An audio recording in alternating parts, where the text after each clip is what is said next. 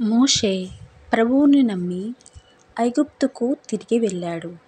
మోషే, అతని సహోదరుడు అహరోను ఫరో వద్దకు వెళ్ళి, ఇశ్రాయేలీయులను స్వేచ్ఛగా వదిలి ఐగుప్తు నుండి వెళ్ళనివ్వమని ఫరో రాజును అడిగారు. అయితే ఫరో కోపపడి వారిని వెళ్ళనివ్వనని కోపంగా చెప్పారు. అతడు ఇశ్రాయేలీయులను ఇంకా కఠినంగా పనిచేయమని బలవంతం చేశాడు. మనం ఈ వాక్యాలను నిర్గమాకాండము 4వ అధ్యాయం 10-16 వచనాల వరకు చూడవచ్చు. అలాగే నిర్గమాకాండము 5వ అధ్యాయము 1-18 వచనాల్లో కూడా మనం ఈ యొక్క మాటల్ని చూడవచ్చు.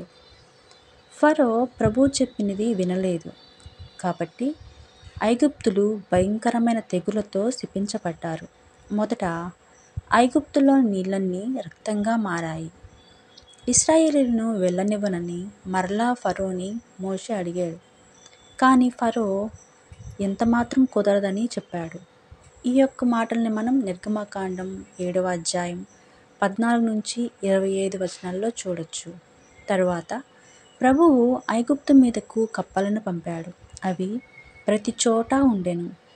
కప్పలు వెళ్ళిపోతే తాను ఇశ్రాయేలీయులను వెళ్ళనిస్తానని ఫరో చెప్తాడు. అప్పుడు ప్రభువు కప్పలను వెళ్ళిపోయేలా చేస్తాడు. కానీ ఫరో ఇశ్రాయేలీయులను వెళ్ళనివ్వలేదు. తరువాత ప్రభువు పేలు, ఈగలను పంపాడు.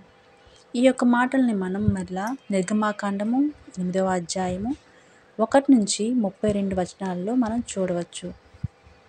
అటు తర్వాత ఐగుప్తుల వ్యవసాయ పశువులు చనిపోయాయి. కానీ ఇశ్రాయేలీయుల పశువులలో ఏవి కూడా చనిపోలేదు. అవన్నీ కూడా చాలా క్షేమంగా ఉన్నాయన్నమాట. తర్వాత ఐగుప్తులకు వారి శరీరంపై బాధాకరమైన పొక్కులు కలిగాయి. ఈ యొక్క మాటల్ని మనం నిర్గమాకాండము 9వ అధ్యాయము 3వ వచనం నుంచి 12 వచనాల వరకు చూడొచ్చు. ఐగుప్తులో వడగండ్లు, పిడుగులతో గొప్ప తుఫాను వచ్చింది. ఇది భయంకరమైన నాశనాన్ని కలిగించింది. ఈ యొక్క మాటల్ని మనం నిర్గమాకాండము 9వ అధ్యాయం 22-35 వచనం వరకు చూడవచ్చు. ఇంకనూ ఫరో ఇశ్రాయేలును వెళ్ళనివ్వడానికి ఒప్పుకోవట్లేదు. తరువాత ప్రభువు మిడతలను పంపాడు. అవి జనులందరి ఆహారాన్ని తినివేశాయి. అలాగే వారి యొక్క పంట పొలాలని, ప్రతి ఒక్క తినే ధాన్యాగారాలను మొత్తాన్ని కూడా పాడు చేశాయి. తర్వాత 3 రోజులు చీకటి కలిగింది. అనేక తెగుళ్ళు కలిగినప్పుడు తెగుళ్ళు ఆగిపోతే ఇశ్రాయేలీయులను వెళ్ళనిస్తానని ఫరో మరలా మోషేకి వాగ్దానం ఇచ్చాడు. కానీ అతడు ప్రతిసారి అబద్ధం ఆడాడు. ఈ మాటల్ని మనం నిర్గమాకాండం 10వ అధ్యాయము 21-23 వచనాలు, అలాగే 27వ వచనంలో కూడా చూడవచ్చు. 9 వేరువేరు తెగుళ్ళు కలిగిన తర్వాత ఫరో ఇంకా ఇశ్రాయేలీయులను వెళ్ళనివ్వలేదు. మరొక భయంకరమైన తెగులు వస్తుందని ప్రభు మోషేతో చెప్పాడు. వారు తమ స్వతంత్రం కోసం ఎదురు చూస్తున్నప్పుడు ఇశ్రాయేలీయులను ప్రభువు నడిపించి కాపాడాడు. ఈ యొక్క మాటలను మనం నిర్గమాకాండము 11వ అధ్యాయం 4-7 వచనాలు, అలాగే నిర్గమాకాండం 12వ అధ్యాయము 1-13 వచనాల్లో మనం చూడవచ్చు. ఫరో ఇశ్రాయేలీయులను స్వేచ్ఛగా వెళ్ళనివ్వడు కాబట్టి చివరిగా ఒక తెగులు పంపుతానని ప్రభు మోషేతో చెప్పారు. ఐగుప్తు దేశంలోని ప్రతి కుటుంబంలో తొలిచూలు సంతానంని, ప్రతి ఒక్క జంతు యొక్క తొలిచూలు పశువు కూడా చనిపోతుంది అని దేవుడు మోషేతో చెప్తారు. అలాగున్నే జరుగుతుంది. ప్రతి కుటుంబంలో తొలిచూలు సంతతి మరణిస్తుంది. వారి యొక్క జంతువుల్లో తొలిచూలు పశువు కూడా మరణిస్తుంది.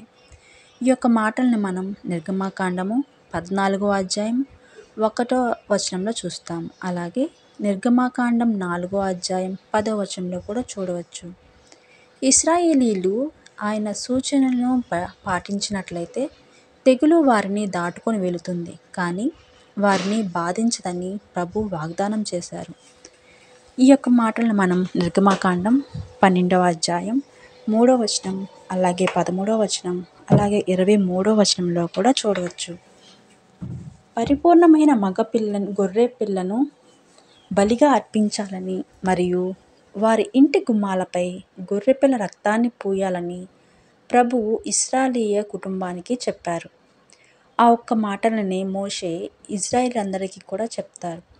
గొర్రెపిల్లను వండి త్వరగా తినమని ఇశ్రాయేలీయులకు మోషే చెప్పారు. వారు తినేటప్పుడు దుస్తులు ధరించి వారి ఇళ్లను వదిలి వెళ్ళడానికి సిద్ధంగా ఉండాలి. ఇశ్రాయేలీయులు ఈ పనులు చేస్తే వారి తొలిచూలు సంతతి తెగులు నుండి రక్షించబడుతుందని ప్రభువైన యెహోవా దేవుడు మోషేతో ఆజ్ఞాపించిన విధంగా మోషే ప్రజలకు చెప్తారు. ఈ యొక్క మాటలను మనం నిర్గమకాండం 12వ అధ్యాయం 8 నుంచి 11 వచనాల్లో చూడవచ్చు. ప్రభు హెచ్చరించినట్లే ఆ తెగులు వచ్చింది. ఫరో యొక్క పెద్ద కుమారునితో పాటు ఐగుప్తులో తొలి సంతతి మరణించారు. కానీ ఇంటి గుమ్మములపై గొర్రెపిల్ల రక్తం ఉన్న ప్రతి ఇంటిని ఆ తెగులు దాటి వెళ్ళిపోయింది. ప్రభు వారిని కాపాడారు. ఇశ్రాయేల్ యొక్క తొలి సంతతి రక్షింపబడ్డారు. ఎందుకంటే వారు ప్రభువుకు విధేయతగా ఉన్నారు. ఈ యొక్క మాటల్ని మనం నిర్గమకాండం 12వ అధ్యాయము 12 నుంచి 13 వచనాల్లో చూడవచ్చు. అలాగే నిర్గమకాండం 29వ అధ్యాయం 30వ వచనంలో కూడా చూడవచ్చు. ఈ తెగులు కారణంగా తన సొంత కుమారుడు చనిపోయాడని ఫరో చూసినప్పుడు ఇశ్రాయేల్ అందరినీ తీసుకొని ఐగుప్తు విడిచి వెళ్ళమని మోషే అహరోనుతో ఫరో రాజు చెప్తాడు. ఈ యొక్క మాటలను మనం నిర్గమకాండం 12వ అధ్యాయం 31 నుంచి 33 వచనాల్లో చూడవచ్చు. ఈ విధంగా ఇశ్రాయేలీయులు వెళ్ళిపోతారు. కానీ ఫరో కోపంగా ఉంటాడు. అతడు తన సైన్యాన్ని రథాలను సమకూర్చి ఇశ్రాయేలీయులను వెంటాడాడు. ఈ యొక్క మాటల్ని మనం నిర్గమకాండం 12వ అధ్యాయం 37 నుంచి 41 వచనాల్లో చూడవచ్చు. అలాగే నిర్గమకాండం 14వ అధ్యాయం 5 నుంచి 8 వచనాల్లో చూడవచ్చు. ఇశ్రాయేలీయులు ఎర్ర సముద్రం దగ్గర దండు దిగారు. త్వరలోనే ఫరో మరియు అతని సైన్యం వారిని సమీపించారు. ఐగుప్తులు రావడం చూసినప్పుడు ఇశ్రాయేలీయులు చాలా భయపడ్డారు. ప్రభువు వారిని కాపాడతారని మోషే ఇశ్రాయేలీయులతో చెప్తారు. ఈ మాటలను మనం నిర్గమకాండము 14వ అధ్యాయం 9 నుంచి 14 వచనాల్లో చూడవచ్చు. ఐగుప్తీయులు దగ్గరకు వచ్చినప్పుడు తన దండాన్ని పైకెత్తమని ప్రభువు మోషేతో చెప్తారు. అదేవిధంగా మోషే అలా చేసినప్పుడు ప్రభువు ఆ సముద్రాన్ని 2 పాయలుగా విడగొట్టారు. ఆరిన నేలపై ఇశ్రాయేలీయులు ఆ సముద్రాన్ని దాటారు. ఫరో మరియు అతని సైన్యము వద్ద నుండి వారు పారిపోయారు. నిర్గమకాండము 14వ అధ్యాయం 15 నుంచి 16 వచనాల్లో ఈ మాటలను మనం చూడవచ్చు. అదేవిధంగా నిర్గమకాండము 21వ అధ్యాయంలో కూడా మనం చూడవచ్చు. ఐగుప్తుల సైన్యము ఇశ్రాయేలీయులను తరిమింది. ఇశ్రాయేలీయులందరూ సముద్రం అవతల వైపు సురక్షితంగా ఉన్నప్పుడు ప్రభువు నీటిని కిందికి వచ్చేలా చేశారు. ఐగుప్తీయుల సైన్యము సముద్రంలో మునిగిపోయింది. ఇశ్రాయేల్ అందరూ కూడా క్షేమంగా సముద్రాన్ని దాటి బయటకు వచ్చేశారు. ఈ యొక్క మాటల్ని మనం నిర్గమకాండము 14వ అధ్యాయం 23 నుంచి 30 వచనాల్లో చూడొచ్చు. చివరికి ఇశ్రాయేలీయులు స్వేచ్ఛగా పొందారు. వారు పాటలు పాడుతూ ఎంతో సంతోషంగా నాట్యం చేశారు మరియు ప్రభువుకు వేలాది కృతజ్ఞతాస్తుతులు చెల్లించారు. ప్రభువే వారి ప్రాణాలను కాపాడి ఐగుప్తు నుంచి బయటకు తీసుకువెళ్ళిన సమయంగా వారు ఎల్లప్పుడూ పస్కా పండుగను జ్ఞాపకం చేసుకున్నారు. ఈ యొక్క మాటల్ని మనం నిర్గమకాండము 14వ అధ్యాయం 31వ వచనం అలాగే 15వ అధ్యాయం 1వ వచనం నుంచి 22 వచనాల్లో మనం చూడవచ్చు. ఇశ్రాయేలీయులు ఐగుప్తును విడిచిపెట్టిన వెంటనే వారికి తగినంత ఆహారం లేదని వారు ఫిర్యాదు చేశారు. అరణ్యంలో పస్తుండే కంటే ఐగుప్తులో బానిసలుగా ఉండటం మంచిదని వారు అనుకొనసాగారు. ఈ మాటలను మనం నిర్గమకాండము 16వ అధ్యాయం 1 నుంచి 3 వచనాల్లో చూడవచ్చు. ఆయనను నమ్మాలని ఇశ్రాయేలీయులకు బోధించడానికి వారి కోసం ప్రతిరోజు ప్రభువు పరలోకం నుండి ఆహారం పంపారు. వారు దానిని మన్నా అని పిలిచారు. అది రుచికి తేనెలా ఉండేది. వారంలో 7వ రోజైన విశ్రాంతి దినము నాడు ప్రభువు మన్నాను పంపలేదు. కాబట్టి 6వ రోజున 2 రోజులకు సరిపడా మన్నాను తీసుకోమని ఆయన వారికి చెప్పారు. ఈ యొక్క మాటలను మనం నిర్గమాకాండము 16వ అధ్యాయం 4వ వచనం నుంచి 5 వచనాల్లో చూడవచ్చు. కొంతకాలం ఇశ్రాయేలీయులు తినడానికి ప్రభువు పూరేడులను కూడా పంపారు. ఉదయం వారు మన్నా తీసుకునేవారు మరియు సాయంత్రం పూరేడులను పోగు చేసేవారు. ఇశ్రాయేలీయులు ఆయనను నమ్మడం నేర్చుకోవాలని ప్రభువు కోరారు. ఈ విధంగా ఆయన అరణ్యంలో వారిని చూసుకున్నారు. మోషే మరియు ఇశ్రాయేలీయులు అరణ్యము గుండా ప్రయాణం చేశారు. సీనాయి పర్వతము అనే ఒక పర్వతం యొద్దకు వారు వచ్చారు. ప్రభువుతో మాట్లాడటానికి మోషే పర్వతం పైకి వెళ్ళాడు. ఇశ్రాయేలీయులతో ముఖాముఖి మాట్లాడాలని తాను కోరుకుంటున్నానని ప్రభువు మోషేతో చెప్పారు. ఇశ్రాయేలీయులు సీనాయి పర్వతం దిగువరకు వచ్చారు మరియు పర్వతము చుట్టూ ప్రభువు పొగ మేఘాన్ని సృష్టించారు. ఆ మేఘంలో ప్రభువు ఉన్నారు. ఆయన ఇశ్రాయేలుతో మాట్లాడి వారికి ఆజ్ఞలు ఇచ్చారు. ఆయన మాట్లాడుతున్నప్పుడు పర్వతం కంపించింది. ఇశ్రాయేలీయులు చాలా భయపడ్డారు. ప్రభువుతో మాట్లాడమని వారు మోషేను కోరారు. తద్వారా ప్రభువు ఏమి కోరుచున్నాడో మోషే వారికి తెలియచేయవచ్చు అని. ప్రభువు నుండి మరిన్ని బోధనలు పొందడానికి అహరోను మరియు 70 మంది ఇశ్రాయేలు పెద్దలను మోషే పర్వతంపైకి తీసుకొని వెళ్ళాడు. ప్రభువు వారికి ప్రత్యక్షమయ్యారు. తరువాత పెద్దలను విడిచిపెట్టి పర్వతము శిఖరంపైకి వెళ్ళమని ప్రభువు మోషేతో చెప్పారు. మోషే ఆ విధంగానే చేశాడు. రాతి పలకలపై తన ధర్మశాస్త్రాన్ని మరియు ఆజ్ఞలను రాయటానికి ప్రభువు తన వేలిని ఉపయోగించారు. 40 రోజుల పాటు మోషేకు ప్రభువు అనేక విషయాలు బోధించారు.